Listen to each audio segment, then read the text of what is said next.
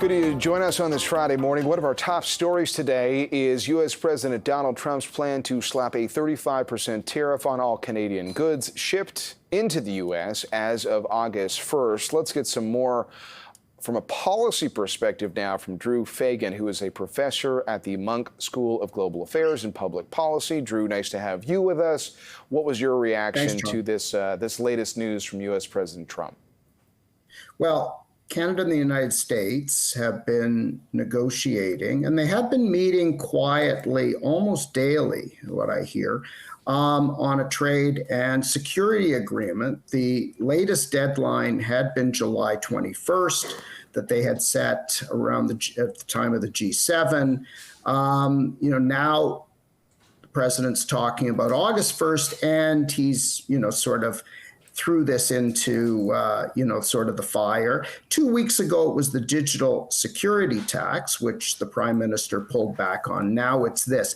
I think the Canadian government is viewing this as, more than anything else, a change in the deadline from July 21st to August 1st, because we always knew if we don't reach a deal, all bets are off with regard to potential further tariffs, given the president's proclivity for them. So I think Ottawa's trying to take a deep breath, but we'll see where the negotiations go. I mean, it does seem to me like investors are taking a deep breath too, because that's the lens through which we cover a lot of this stuff. And we've spoken to a number of guests today. Sure. I don't know if it's just because people are getting used to all this back and forth, or because when they look at the fact that we have the existing USMCA deal, that they feel encouraged that things will go in the right direction.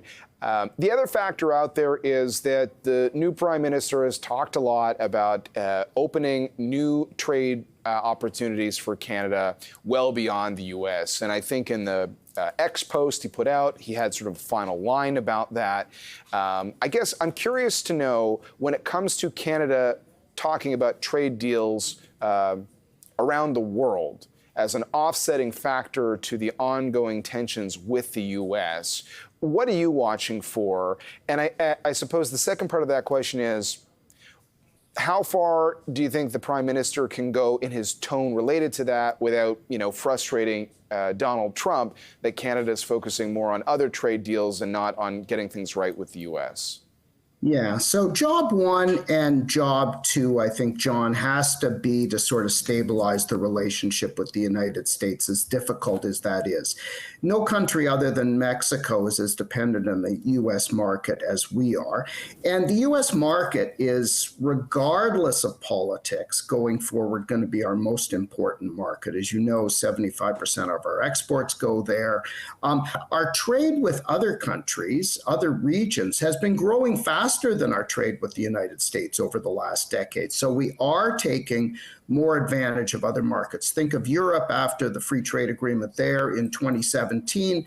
Those exports and investment and services as well, because mostly in trade we talk about goods, have been rising. So we are doing better in other markets, and you saw last week or the week before the first LNG shipments to Asia. There's a major opportunity there.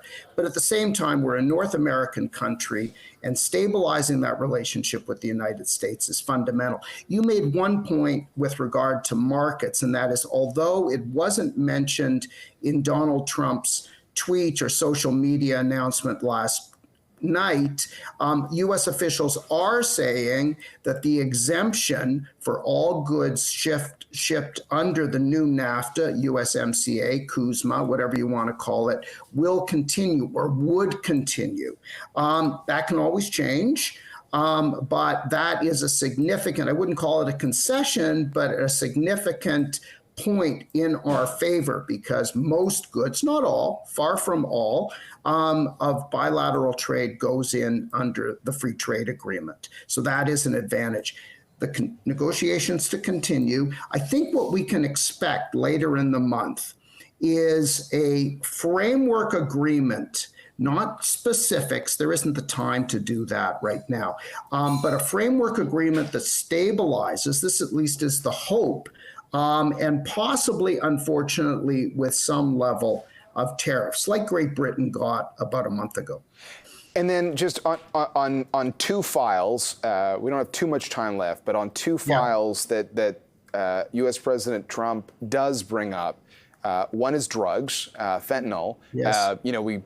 We sort of got through that digital services tax issue, but now he's back on the fentanyl issue.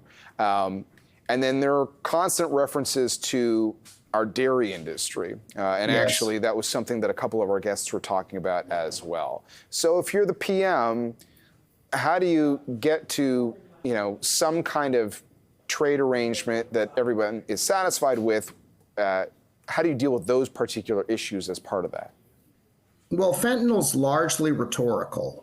We have proven to U.S. officials that the amount of drugs that go across the border is infinitesimal compared to the overall U.S. problem and shipments, for example, from China.